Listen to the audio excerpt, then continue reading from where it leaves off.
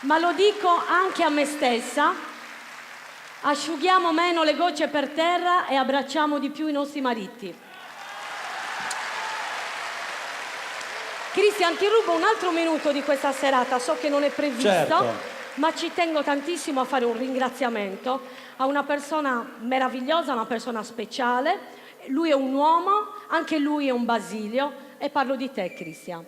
Io ti voglio ringraziare perché riflettevo su una cosa, grazie, Cristian, che sono commossa anch'io, però alle volte generalmente facciamo molto in fretta a criticare piuttosto che elogiare, no? Cioè, noi sassaresi abbiamo un po' questa cosa, tendiamo a non dare elogi e alle volte ci lamentiamo anche sulla nostra città, che a Sassari non c'è niente, che a Sassari non si fa niente. Ecco, io credo che nella Sardegna, in questa meravigliosa isola del quale dobbiamo essere fieri di appartenere, abbiamo tantissimi artisti dal nord al sud della Sardegna, tanti.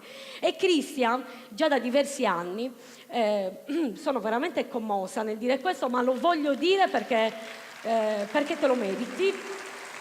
Già da diversi anni si impegna per organizzare degli eventi, degli spettacoli, non sono importanti, però soprattutto il suo scopo è quello vedo di unire e di mettere alla luce vari talenti, dalla danza alla musica, alla comicità, allo spettacolo.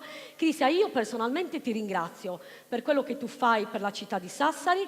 Sei riuscito a riempire un teatro di più di 1500 posti, 1400 anzi, e ti ringrazio, Cristian, per quello che fai e che farai. Questo applauso è per te. Grazie, non me l'aspettavo questo. Grazie, bravissimo. Ti voglio bene.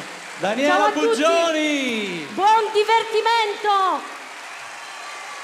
Bravissima Daniela.